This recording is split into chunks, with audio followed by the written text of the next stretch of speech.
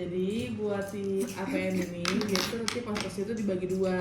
Jadi dari awalnya itu kan tanda dan gejala kala 2, nanti tuh sampai bayinya udah keluar, udah dilepas dari pusatnya, terus udah IMD. Nah nanti fase yang keduanya pisahnya itu startnya itu dari oksitosin, pemberian oksitosin sampai akhir evaluasi pendarahannya. Nah ini kita prosedur APN kita mulainya dari melihat tanda dan gejala kala 2. Jadi pas dia pembukaan udah lengkap, ini kan masuk kala 2, berarti dia udah muncul tanda gejala ingin meneran, terus ada peningkatan tekanan rektum atau vagina, perineumnya mulai menonjol, terus sphincter vagina dan anal itu terbuka. Nah terus kita sambil nunggu si ibunya ini pengen ngejar, kita siapkan pertolongan persalinannya, kita siapin si alat dan bahan yang diperlukan. Isinya kalau diperlukan tuh ada klem, terus kalau misalnya ada tuh klem tali pusat yang kayak plastik gitu, habis itu gunting episiotomi tapi masih ada, terus tengah kohar, hecting set, lanex, spuit, oksitosin 10 unit sama lidocaine. Nah itu pas tahap persiapannya ini, pas lagi persiapan si apa namanya oksitosinnya ini udah dipatahin tapi belum kita pindahin ke spuit. Jadi sudah dipatahin, kita simpan, kita cuci tangan, kita udah pakai baju penutup, cuci tangan 6 langkah, habis itu pakai sarung tangan steril, baru habis itu kita pindahin si oksitosinnya ini ke spuit dalam keadaan steril. Habis itu kita simpan di tempat yang steril juga. Udah, habis itu kita pastikan si pembukaannya ini lengkap dan keadaan janinnya baik. Nah si ibunya ini kita bersihkan dulu nih vulvanya pakai misalnya pakai kasa. Ini kita bersihkan kan pokoknya dari depan ke belakang. Jadi pokoknya dari depan ke belakang, kanan buang, kiri buang, habis itu perineum ke belakang. Udah buang, habis itu udah kita menggunakan teknik aseptik, kita lakukan pemeriksaan dalam untuk mengetahui si pembukaannya ini udah lengkap atau belum. Nah kalau misalnya udah kita VT, rasa pembukaan udah lengkap, terus ketubannya belum pecah, maka boleh kita amniotomi. Udah, habis itu sarung tangan tadi, habis kita periksa VT itu kita dekontaminasi dengan larutan klorin, kita cuci tangan lagi, ganti lagi kan sarung tangannya. Habis itu kita periksa DJJ si bayinya. Habis itu udah semua hasil pemeriksaan dalam DJJ tadi itu semua kita nilai di partograf, kita isi dokumentasikan di partograf. Habis itu kita siapkan ibu dan keluarganya untuk bantu proses pimpinan meneran. Kita bilang sama ibunya, Bu, ini pembukaan udah lengkap ya, sebentar lagi mungkin melahirkan. Ibu nanti kalau misalnya udah ada rasa pengen ngeden, udah rasa pengen keluar, ibu bilang ya Bu, kayak gitu. Nah terus si ibunya diposisikan dengan nyaman, kita lanjut pantau, kita jelaskan ke yang mendampingi kalau misalnya bentar lagi melahirkan. Habis itu udah kita pimpinan meneran saat ibu punya dorongan kuat untuk meneran. Nah kalau misalnya udah pembukaan lengkap tapi si ibunya ini nggak pengen ngeden juga, maka kita anjurkan si ibunya ini untuk jalan atau jongkok atau ngapain. Terus setelah 60 menit masih belum pengen ngeden juga, kita anjurkan si ibunya ini kalau ada kontraksi, pas lagi kontraksi yang hebat, yang lagi puncaknya gitu, kita minta dia untuk ngeden, untuk micu hisnya. Habis itu kalau misalnya dia masih belum mau lahiran juga nih, belum ada rasa pengen lahiran juga, maka kita rujuk kalau 60 menit begitu. Habis itu kita persiapan pertolongan kelahiran bayi. Ini kita lakukan pas kepala bayinya ini udah keluar, udah nonjol di vulvanya, sampai vulvanya itu membuka kurang lebih 5-6 cm. Nah pas udah kayak gitu, ini kita siapkan pertama satu handuk bersih kita taruh di atas perut ibunya. Terus satu kain bersih atau handuk boleh di bawah bokong ibunya. Nah habis itu kita siapin juga satu tangan kita tuh kayak megang satu kain gitu, dilapisi kain kanan, yang tangan kanan. Habis itu set sama udah pakai sarung tangan. Nah ini kita lanjut ke menolong lahiran bayinya. Nah jadi untuk lahiran bayinya kita kan posisi di sebelah kanan nih kayak biasa. Nah ini pertama lahir kepala dulu kan normalnya. Nah ini tangan kita yang dilapisi kain, tangan kanannya itu di bawah perineum. Jadi pas si bayinya keluar, kepalanya itu langsung ketemu kain, bisa langsung kita seka. Terus habis itu nutupin mencegah si perineum ini robek karena mengurangi tegangan kan. Terus biar si bayinya ini nggak langsung kena kotoran kalau misalnya ada kotoran dari si anus ibunya. Nah ini ceritanya kan paling kan ini kan ada kontraksinya ya, si ibunya kan dorong. Ini turun sendiri si bayinya sebenarnya. Habis itu pokoknya si bayinya keluar, jadi satu tangan ini di kepalanya bayi, satu lagi ini di perineum sambil jalan. Nah nanti ketika si kepala udah mulai keluar, ini mukanya ini kita kita lap pakai si kain yang di tangan kanan tadi. Terus habis itu kita perhatikan ada nggak terlilit sama tali pusar. Kalau misalnya ada, kalau longgar bisa kita lepas langsung. Kalau misalnya dia erat, boleh nih kita klem pakai 2 klem. Habis itu kita potong tengahnya antara klem itu. Udah, habis itu kita tunggu si bayinya ini melakukan paksi luar secara spontan. Jadi pas dia awal keluar, dia itu masih paksi dalam atau hidungnya itu ngadep anus, masih ngadep bawah. Tapi nanti ketika dia udah mulai keluar, dia bakal Muter kayak sendiri ya? muter sendiri, rotasi sendiri, paksi luar, yaitu hidungnya itu nengok ke kanan jadinya. Nah badannya kan jadi miring kan. Nah ini pas kepalanya udah lahir, maka kita lanjut ke lahirkan bahunya. Pas melahirkan bahu, ini tangan kita dua-duanya di kepalanya. Kita ngeluarin bahu yang anterior dulu, bahu yang ngadep atas. Nah caranya jadi ngeluarin yang atas berarti kita tekan agak ke bawah, tarik ke bawah, terus ke arah bawah luar gitu loh, menjauhi si ini ya kan. Bahu yang anteriornya yang ada atas sudah keluar, kita lanjut ke bahu yang bawah yang posterior. Ini sebaliknya, kita tarik ke atas ke arah luar. Udah, habis itu bahunya udah lahir, lanjut lahirkan badan dan tungkainya. Nah ini kita kita susuri aja tangan kita ke punggung, ke bawah, ke bokong. Jadi sambil dia turun, sambil kita sanggah pakai tangan, pakai lengan. Udah, habis itu terakhir tinggal kakinya, kita keluarin si mata kakinya. Habis itu udah kan, keluar si bayinya. Habis itu kita lakukan penilaian secara cepat. Habis itu kita taruh di atas perut ibunya. Atas perut ibunya tadi yang udah ada handuknya tadi, kita taruh di sana. Posisinya kepalanya itu lebih rendah dibanding si badannya, jadi agak miring dikit. Habis itu kita lanjut melepas si tali pusatnya. Jadi untuk melepas tali pusatnya, tadi kita nyiapin 2 klem kan. Klemnya bisa 1 klem tali pusat yang khusus itu.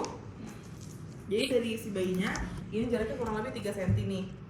Kita klem 1, habis itu 2 cm dari klem yang pertama, ini kita klem. Pakai klem kedua, habis itu kita gunting diantaranya untuk misahin si bayinya sama si ibunya kan. Udah kayak gitu, udah lepas nih ceritanya si bayinya. Udah, habis itu dikeringin, diselimutin, kita kasih ke ibunya, inisiasi menyusui dini. Habis itu udah sih. Ini yang ada yang pakai jepitan itu nggak sih? iya, ada juga itu yang klem tali pusat tuh itu. Berarti satu sisain ya? Enggak, kayak ada Jepit Iya. itu warna Di situ biru nggak ada. Jadi pakai klemnya satu ditinggal gitu loh. Jadi kan satu kan Sampai ditinggal. jadi klem yang pertama itu si klem tali pusat itu yang kayak plastik itu. Kan dia yang di bayinya kan, yang nempel ke arah bayinya. Ini kan klem biasa kan yang ke arah ibunya nih. Nanti pas dipotong, ini kan yang plastik itu kan. Ini dia yang tetep ketinggalan nempel sama si situ. Oh, bayinya. iya. Heeh. Yang sampai layu itu kan. Oh iya. Kayak gitu. Tapi di sini nggak ada contohnya. Tapi kalau misalnya ada itu pakai itu. Udah. Terus habis itu habis itu kita masuk ke APN yang 2. Ini masuk ke skala 3 setelah melahirkan. Jadi pas si bayinya udah keluar, jadi kita lanjut ke ibunya. Nah, ibunya ini kita letakkan kain yang bersih dan kering di atasnya sama di bawahnya kan kayak tadi. Terus kita palpasi abdomennya. Ini kita untuk menghilangkan kemungkinan adanya bayi kedua. Jadi siapa tahu dia mau melahirkan lagi. Nah, kalau misalnya udah dipastikan dia udah selesai melahirkannya, kita kasih tahu ke ibunya, Bu, ini kita suntik obat oksitosin ya untuk bantu kontraksi rahim ibu. Nah, ini kita suntiknya di paha kanan sepertiga bagian atas, bagian luar, bagian lateralnya. Kita suntiknya secara intramuskular. Jangan lupa diaspirasi dulu. Habis itu udah disuntikan oksitosinnya, kita lanjut mau masuk ke kelahirannya plasenta. Jadi tadi di tali pusat si ibunya ini kan ada 1 klem ini kan yang jauh. Nah ini klem tadi kita pindahin, kita urut ke mendekati si vulva. Jadi 5-10 cm dari vulva posisinya. Pindahkan klem pada tali pusat sekitar 5-10 cm dari vulva. 1 tangan pegang si klemnya ini, 1 tangan lagi di atas kain yang ada di perut ibunya. Ini palpasi secara perlahan aja. Jadi tadi di atas cervix pubis ini tuh kita tunggu uterusnya kontraksi, terus habis itu kita palpasi ke arah yang berlawanan. Jadi kita palpasi ke arah atas. Kan uterus kan ada bawah kan. Nah, ini kita palpasi ke arah atas biar dia kontraksi. Terus tapi pelan-pelan, jangan sampai inversi uteri. Terus jika plasenta tidak lahir setelah 30-40 detik, hentikan peregangan yang ini. matikan, terus tunggu hingga kontraksi berikutnya. Jadi prinsipnya untuk melahirkan plasenta itu kayak melahirkan bayi, harus ada kontraksi daripada si rahimnya juga, kayak gitu. Nah, terus kalau misalnya uterusnya ini terasa nggak kontraksi juga, maka kita minta si ibunya atau seorang anggota keluarga untuk melakukan rangsangan puting susu. Nah, terus pokoknya ini kan kita pijit terus kan sampai kayak pokoknya dia berkontraksi. Nanti kan lama-lama si plasenta ini kan lepas kan dari dinding rahimnya. Nah, nanti pas udah terasa lepas, kita minta ibunya, Bu, boleh ngenten ya Bu, berapa kali lagi sambil kita ini narik si tali pusatnya. Tapi narik itu maksudnya bukan narik pakai tenaga ya, maksudnya karena kan dia kan berkontraksi, jadi dia sebenarnya bakal turun sendiri. Nah ini kita kayak narik santai aja gitu, ngikutin turunnya si plasenta ini. Kalau misalnya dia udah mulai jauh, nanti kan kita deketin lagi kayak gitu. Jadi terus aja kayak gini, kayak gitu.